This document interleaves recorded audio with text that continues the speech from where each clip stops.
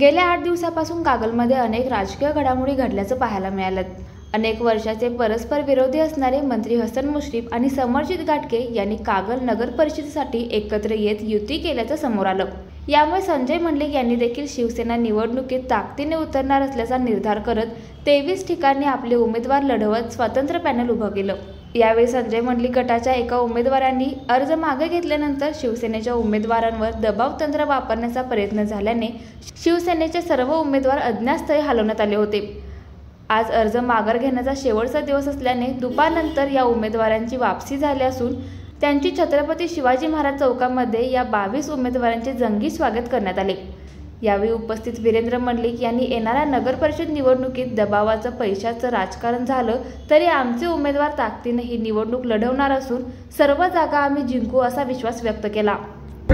आम्ही शिवसेनेचे 22 फॉर्म आणि एक नगराध्यक्ष सहित असे 23 फॉर्म भरले होते, म्हणजे 24 फॉर्म भरले होते।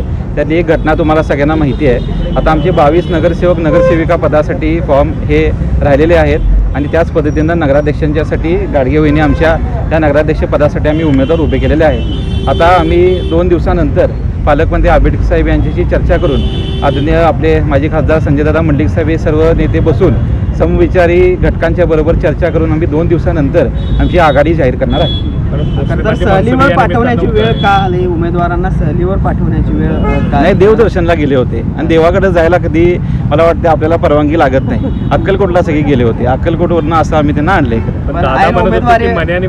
वापरले त्यामुळे आम्हाला खबरदारी घ्यावी लागली। हो, 100% त्यांनी मनी आणि मसल म्हणजे पावर वापरलेला आहे। कागल शहरामध्ये त्यांचा गट फार मोठ्या प्रमाणामध्ये आहे असं त्यांना वाटतं आणि त्याच्या जोरावर त्यांनी बऱ्याच गोष्टी करण्याचा प्रयत्न केलेला आहे। आता मी काय त्यांच्यावर टीका करणार नाही, पण हे उमेदवार सुद्धा त्यांना कुठल्याही पद्धतीचं बाबा त्या पद्धतीचा प्रॉब्लेम होऊ नये याकरता आम्ही त्यांना अक्कलकोटला त्या ठिकाणी सहलीवर असताना देखील त्यांच्याशी संपर्क करण्याचा प्रयत्न झाला का विरोधकांकडून?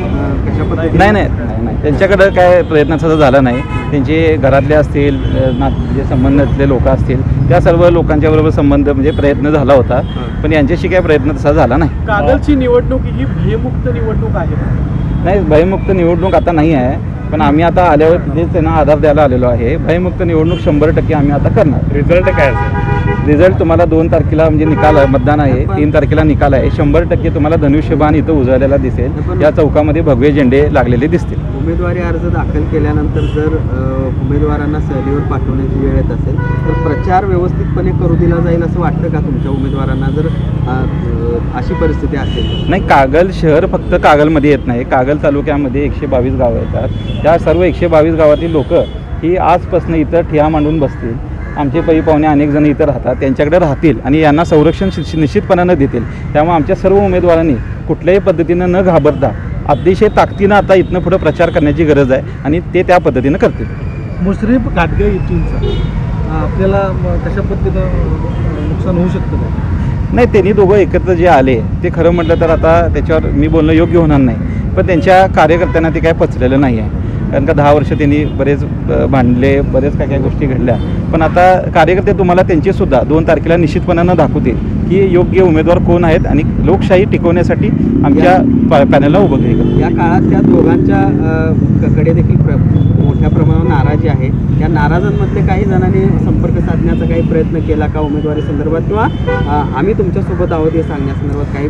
नाही, तसे बरेच फॉर्म त्यांचे मला वाटते राहिले होते, अपक्षसुद्धा 150 फॉर्म काहीतरी राहिले होते, पण असं काय एवढ्या मोठ्या प्रमाणात काय संपर्क अनेक लोकांनी आम्हाला काय साधले नाही।